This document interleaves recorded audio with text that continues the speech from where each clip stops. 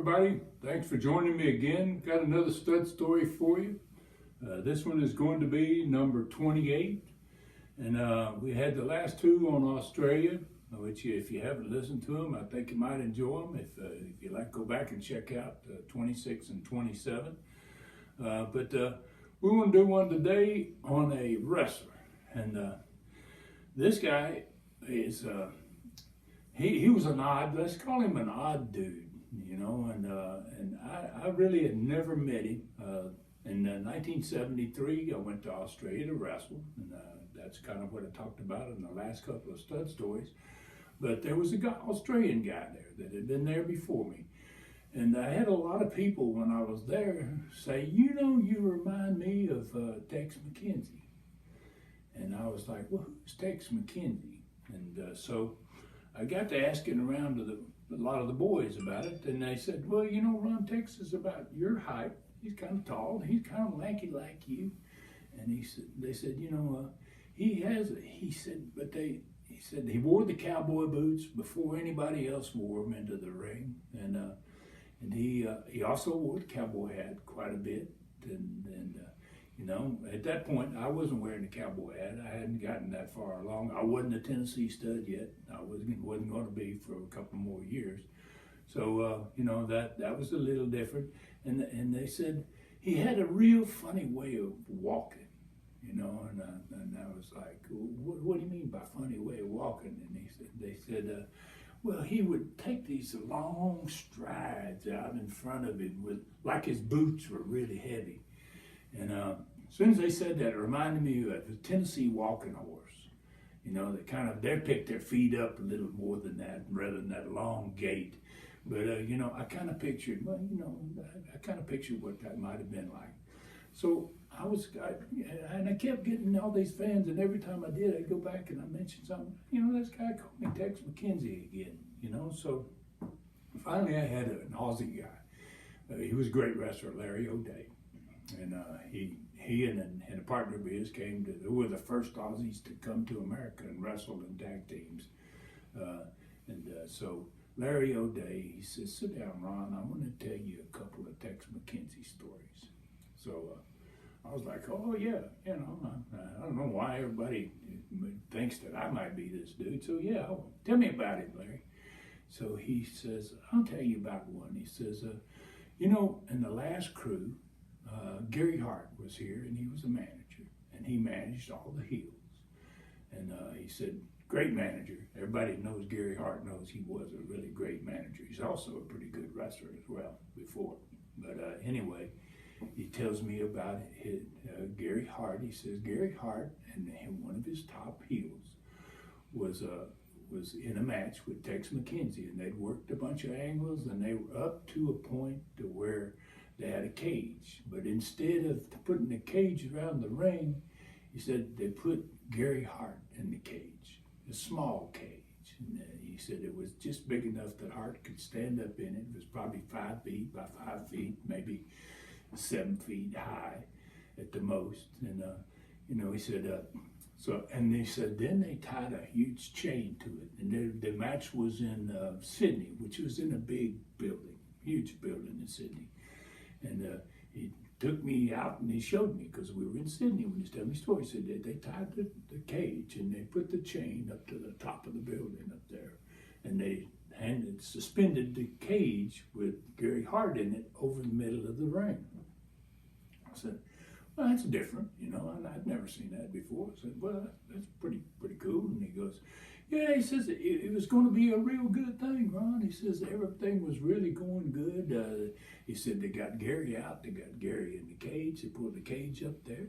And he says, you know, Tex was pretty tall, you know, about like your height, you know. And he says, they kind of misjudged how high to put the cage, right? And I said, well, what's the big deal about that? And he says, well, bell rung, and he says, here comes Tex. He struck down, he long struck down to the ring, and he said he got in the ring, and he said the heel hadn't got to the ring yet.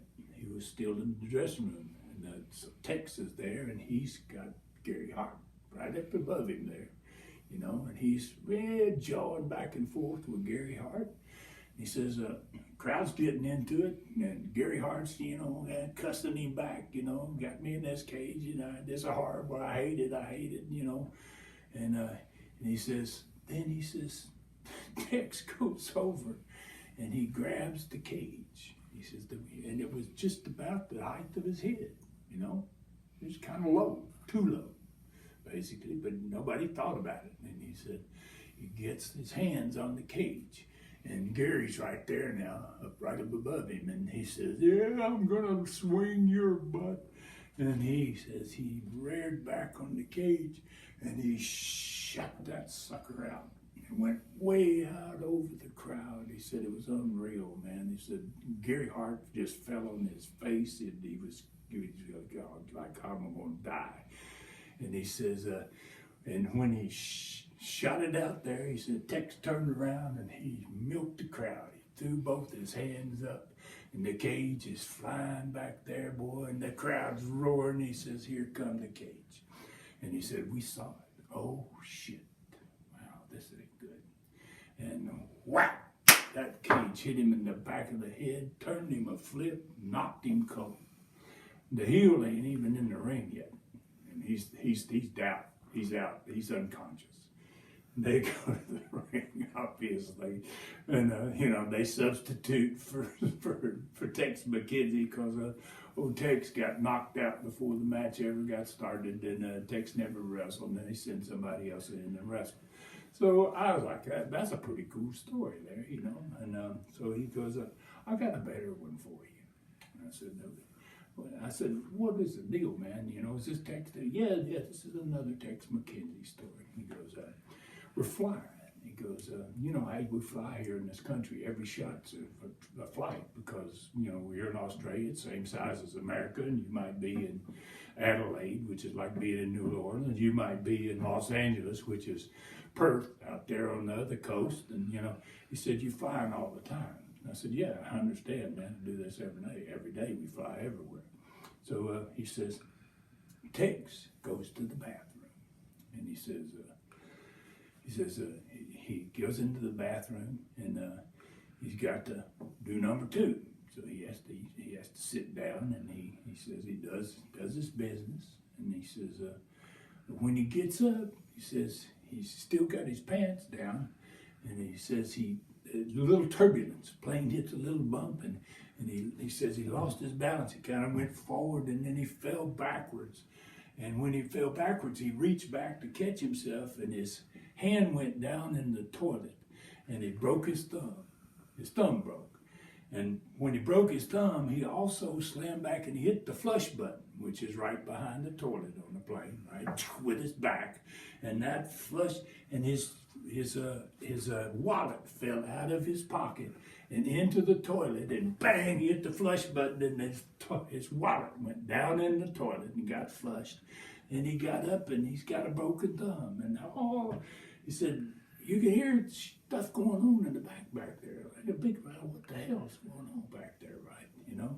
And he said, Ron, he says, I don't know why he did this. He said, I guess he forgot where he was and what was going on. He says, he opened the bathroom door, and he said everybody had already heard all of it going on, and he screamed real loud, stewardess, stewardess. And he said he stepped out, and he had his thumb up in the air and just kind of back in an awkward position like that. He said, I broke my thumb. And then he said, but the worst part about it was,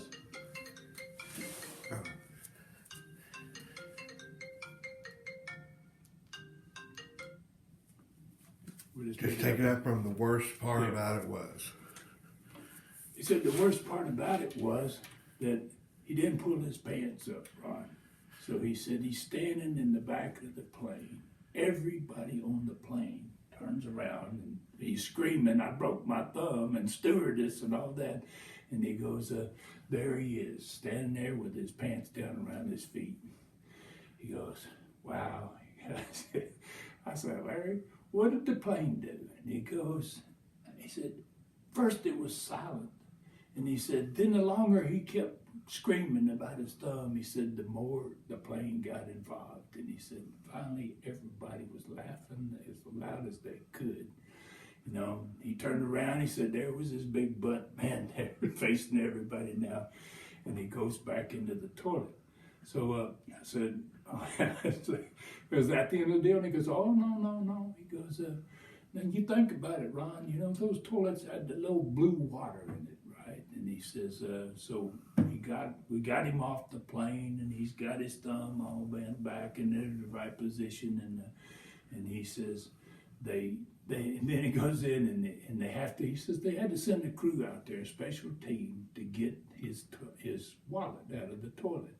And when they gave him his wallet, he says, I watched him, he says, everything he pulled out of his wallet, his driver's license, his money, his whatever was, his important papers or whatever it was, he said they were blue just like that water in the toilet. He says, I guarantee you they never cleaned that up. So I tell this story because 2 years later, I won the Southern Championship in Memphis, Tennessee, in that territory. I'd been Southern Champion in Florida, and there was 2 Southern Champions, and there were probably several territories that had Southern Champions, but I'd won the Florida Southern Championship in '74. So in '75, I win the Version Southern Championship in Memphis, and I go in one night.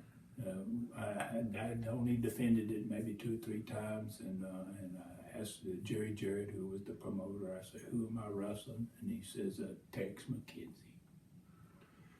And I go, oh, are you kidding? You know, and that Jerry hadn't heard the stories.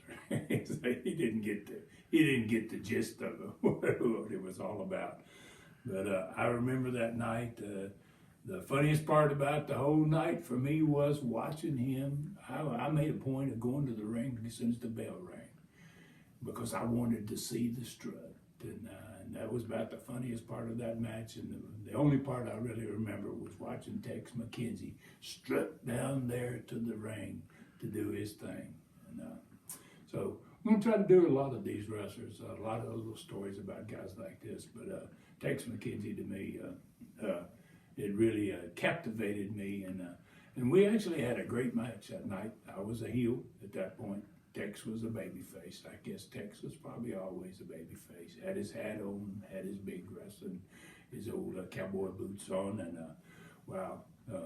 we tore him up. Memphis, 11,000 people inside Coliseum, which was selling out. We were doing tremendous business. 11,000 people, and they fell in love with Tex McKenzie too.